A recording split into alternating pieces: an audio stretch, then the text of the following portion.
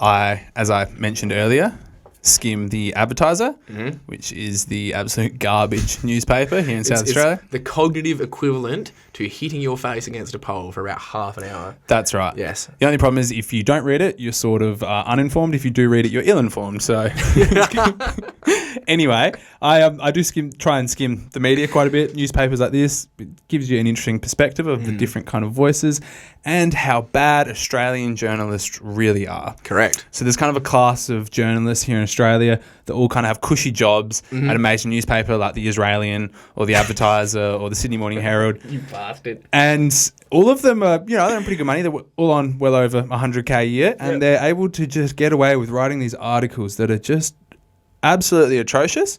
So we were thinking of maybe naming the segment Australian Journalists Suck, or just so we're open to all ideas. We'll come up with a concrete name later on. So if you could maybe leave some suggestions in the comments, that would be sensational. But I guess this is something we can do every week. Or it's not fun. It's pretty easy to find these kinds of articles. It's not you don't have to look too hard. There's a lot of them out there. So the name of this article is Australia's Demoralised Kids Need Some Help. And what's wonderful about this article, the first thing I noticed when I was looking at the Advertiser was that the photo they've used for the article isn't a photo from a classroom here in South Australia. It's a AI generated photo of a classroom depicting mostly young boys sitting in a very sunny room staring at what I imagine is the teacher or the whiteboard. So they couldn't even get an actual photo. They just had to use... The kids are too demoralised. Yeah, they can't take photos an AI-generated image, which will be interesting going forwards. I imagine there's going to be a lot more AI-generated images being used in the media. So this article it caught my eye when I was reading it, partly because it's completely psychotic. So... Yeah. There is a mental health report just published by the journal The Lancet Psychiatric, deserves to be widely read. It presents a deeply concerning global picture of anxiety and depression amongst the young.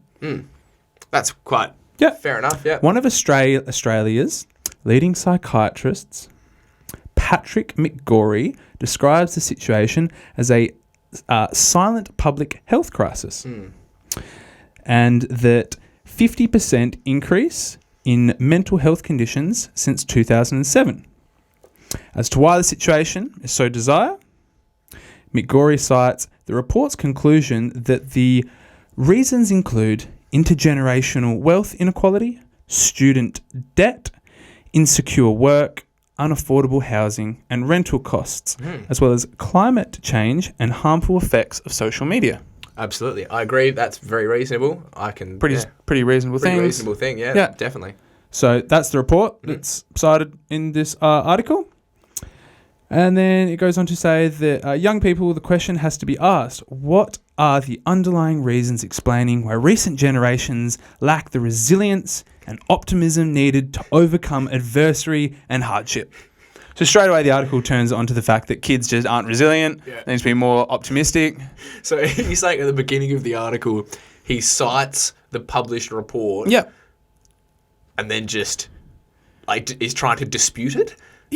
So he's just... the report that he didn't write. So the report saying that kids are getting more anxious, younger generations are more depressed. There's a whole lot of reasons as to why that's so. And these are the reasons. These are said reasons. But they're not my reasons. But then he questions, he goes, how are these kids not so resilient? After all, he goes, the older generations experienced the 1919 Spanish flu and the 1930s global economic depression and 2 world wars. Not only did they survive, but went on to prosper and led productive, fulfilling lives.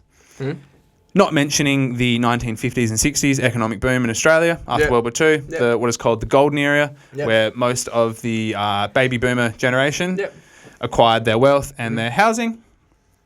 Completely just kind of skims over that, doesn't mention it.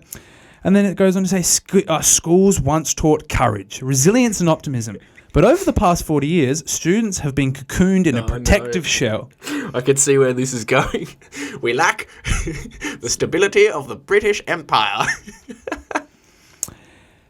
And then it goes on, so it says, new age progressive classrooms promote an environment that is comforting, therapeutic, and students never fail and teachers are non-judgmental. Instead of national pride... So instead of national pride and optimism about the future, the younger generation are being taught Western cultures like Australia are structurally racist, classist, homophobic, and the world is about to end due to impeding climate change catalyst. And then it says, Australia's foundation as a Western liberal democracy has not been taught. Mm-hmm. Students have been taught a black armband view, where they and every future generation are responsible for the guilty sins of the past. Literature no longer deals with the best that has been thought and said based on beauty, truth, and a search for meaning. Instead, students are taught to critique and deconstruct texts in terms of power relations and the new trinity of gender, ethnicity, and class. That is the new trinity, the new holy trinity. The new holy trinity, by the way. Holy trinity of the woke mobs. Yeah, so they're taught no literature anymore based on beauty and truth. And so he cites an author here named Viktor E. Frankl in his account on why some survived the Nazi concentration camps and others didn't. He said because once a person loses faith in what he describes as a moral and spiritual sense of inner meaning, then despondency and despair soon follow. If a person is not morally and spiritually enriched, then there is nothing to draw on in times of adversity, suffering, and pain.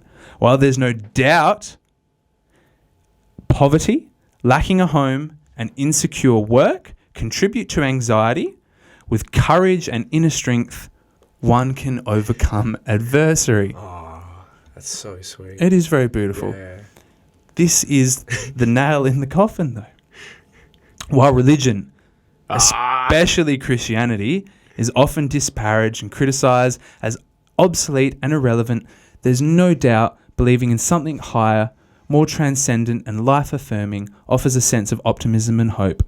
Religious absent in an increasingly materialistic and secular society is not the only reason many young people lack the ability to overcome adversity and find a deeper and more enriching sense of life. Too many have ignored their responsibility to teach children risk-taking, independence, and the fact that life is often harsh and unforgiving. Given parents have allowed their children to become addicted to a soulless virtual world devoid of face-to-face human contact and real-world social interaction. The closing remarks are, instead of screens and mobile phones, far better if parents introduce their children to classic myths, legends and fables, like the Iliad, the Odyssey, Beowulf and Grendel, and the stories of Boudica, where heroes and heroines, though overwhelmed, refuse to succumb to what fate dictates. Wow. Dude, what a banger. What our generation is dealing with. And kids younger than us, what they're lacking are hymns and myths and tales and the Odyssey. No one read strong Christian values and virtues. No one read them Beowulf and Grendel when they were young. Sorry, I just can't afford a house? Yeah. Read Beowulf. Are you feeling anxious?